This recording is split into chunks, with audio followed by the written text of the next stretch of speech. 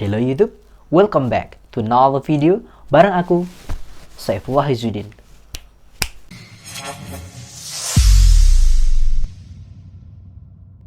Dan di video kali ini, seperti di video-video lainnya, aku bakalan bahas cerita-cerita unik dan keren. Salah satunya seperti di video kali ini, yaitu tentang Umar bin Khattab yang sebelum memeluk Islam. Langsung aja kita gas ke ceritanya. Dulu, sebelum masuk Islam, dia salah satu penantang terkuat, petarung terhebat, pemenang sekaligus juara bertahan. Di Makkah itu ada pasar namanya Pasar Ukas. Di Pasar Ukas itu setiap tahun diadakan yang namanya lomba gulat. Juara bertahannya Sayyidina Umar bin Khattab yang menang tiap tahun. Umur dia ketika Nabi mendapatkan wahyu, beda umur dia dengan Nabi 13 tahun. Kalau Abu Bakar dengan Nabi bedanya 2 tahun, maka Abu Bakar umurnya 38 tahun. Sedangkan Umar, jarak umurnya dengan Nabi 13 tahun.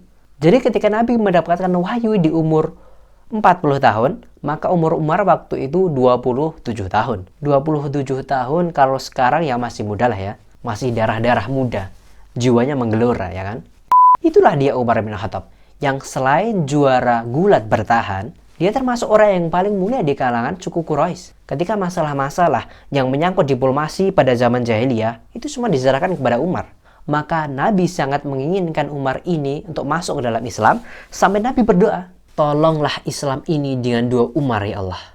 Ya Allah, kalau masuk Islam 2 Umar ini, insya Allah kuat Islam ini. Ada 2 Umar yang kala itu sangat kuat dan disegani. Yang pertama, Umar ibn Khattab, dan yang kedua, Umar bin Hisham. Kalau disebut Umar bin Hisham, banyak orang nggak tahu. Tapi kalau disebut nama kerennya atau nama julukannya, Umar bin Hisham ini adalah Abu Jahal. Dan Umar bin Khattab ini masuk ke dalam Islam, tapi Umar bin Hisham ini mati dalam keadaan kafir. Tapi masuk Islamnya Umar ini tidak cepat, lama. Prosesnya panjang. Tahun pertama belum masuk Islam. Beda dengan Abu Bakar, yang tahun pertama langsung masuk Islam. Tahun ke-6 barulah dia masuk Islam. Sebelumnya, dia memusuhi dan memerangi siapa saja yang masuk ke dalam Islam. Ada budak dia, hamba sahaya dia, yang masuk Islam, habis disiksanya. Dan asal kalian tahu aja, budak dia yang dia siksa adalah budak perempuan. Dipukulinya budaknya ini sampai dia ngerasa lelah dan bosan. Dan setelah itu ditinggal gitu aja budaknya ini, kasihan kali ya kan.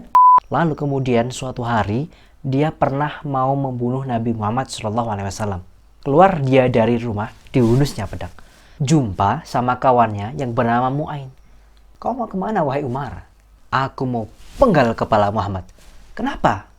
Karena berani-beraninya dia sudah memecah belah kaum Quraisy, membodoh-bodohkan pemimpin-pemimpinnya sendiri, menodai agamanya sendiri, menghina Tuhan-Tuhannya sendiri. Mu'ain menjawab, sungguh kamu cuma akan mencelakakan dirimu sendiri, wahai Umar.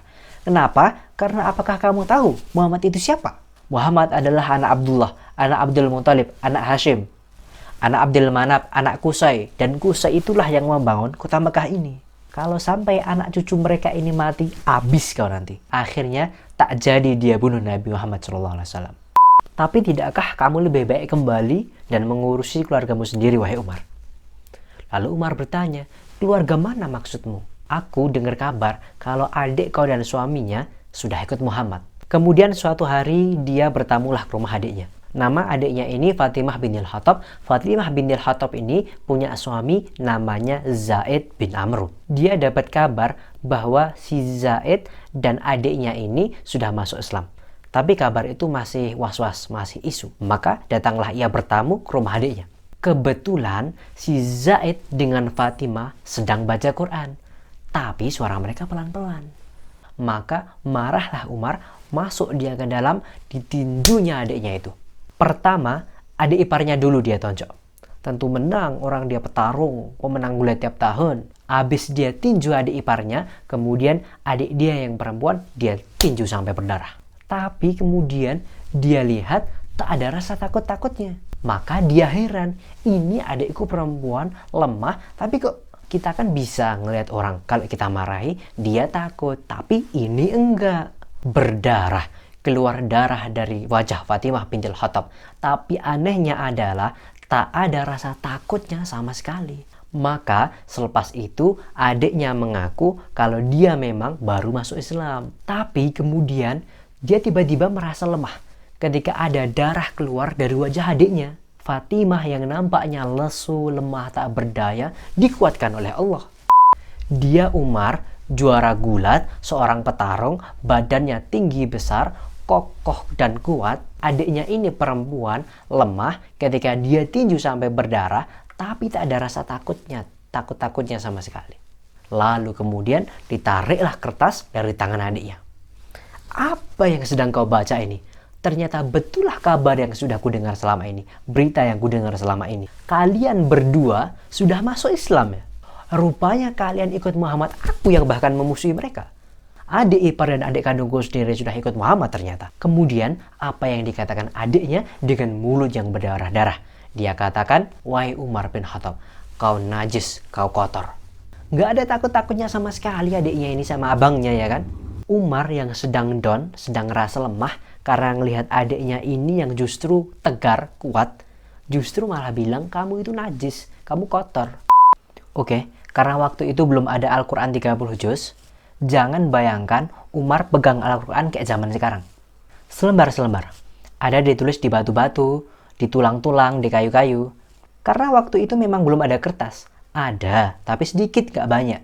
Ketika itu bangkit keberanian Fatimah untuk membela Al-Quran yang tak boleh dipegang oleh orang yang bernajis. Tak boleh memegang ini kecuali orang yang sudah bersuci. Diletakkannya lembaran itu, lalu kemudian Umar mandi dan kembali karena penasaran dengan kertas itu, lalu kemudian dia baca. Kebetulan yang dibaca adiknya adalah surat Toha. Ya Muhammad, tidakkah kami turunkan Al-Quran ini kepada engkau supaya engkau ini menjadi susah?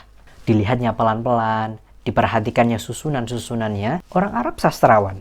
Bahasa mereka halus sastra. Dia bisa bedakan mana yang jelek dan mana yang bagus. Ini bukan bahasa orang biasa, bukan bahasa orang kaleng. Apa yang terjadi?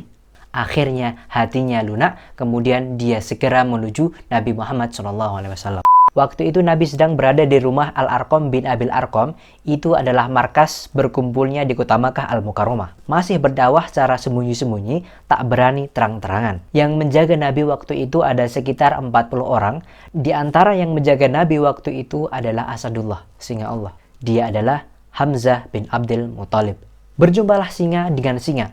Hamzah bin Abdul Muthalib dan Umar bin Khattab. Petarung sama petarung. Lalu Umar pun masuk ke dalam rumah Al-Arqam bin Abil Arqam, maka yang pertama kali menyebut Umar waktu itu adalah singa. Apa kata Hamzah bin Abdul Muthalib? Kalau kau datang untuk menyerah, kami terima engkau. Tapi kalau kau datang untuk membunuh Muhammad, kami akan bunuh engkau bukan dengan pedang kami, tapi kami akan bunuh engkau dengan pedang engkau sendiri. Penghinaan yang luar biasa. Di zaman itu, kalau ada orang dibunuh dengan pedang orang lain itu biasa, tapi kalau dibunuh dengan pedang sendiri, itu penghinaan yang luar biasa. Umar, kau datang ke rumah ini sebagai orang menyerah, ahlan wasalan. Tapi kalau kau datang untuk membunuh Muhammad, maka kami akan penggal kepalamu dengan pedang engkau sendiri. Lalu kemudian Nabi mempersilahkan dia masuk. Setelah dia masuk, Nabi bertanya, apa yang membuat engkau datang kemari, wahai Umar? Umar menjawab, aku datang untuk percaya kepada Allah, percaya kepada engkau bahwa engkau Rasulullah, dan percaya apa yang diturunkannya kepada engkau. Lalu kemudian Umar bersyahadat di depan Nabi Muhammad SAW. Lalu para sahabat bergembira senang karena terkabullah salah satu doa Nabi, yaitu Umar masuk Islam. Lalu sahabat bertanya, apakah kita ini dalam kebenaran? Apa kata Umar? Kalau kita memang dalam kebenaran, untuk apa lagi kita bersembunyi? Maka sejak itulah orang berani membaca Al-Quran dengan suara keras. Yang sebelumnya kalau membaca Al-Quran masih dengan suara pelan-pelan, sembunyi-sembunyi. Tapi setelah Umar bin Khattab masuk Islam, mereka berani. Karena sudah ada dua singa yang mengawal Nabi Muhammad SAW. Yang satu Hamzah bin Abdul Muthalib, yang satu Umar bin Khattab. Islam pun menjadi kuat dengan berbagai macam cobaan dan ujiannya. Sampailah pada masa hijrah, lalu Umar bin Khattab adalah golongan pertama yang ikut hijrah Nabi Muhammad SAW. Selesai. Baik, itulah tadi cerita tentang Umar bin Khattab yang sebelum memeluk Islam. Tonton juga video-video lainnya hanya di channel ini. Sampai di sini, sampai ketemu di video-video selanjutnya.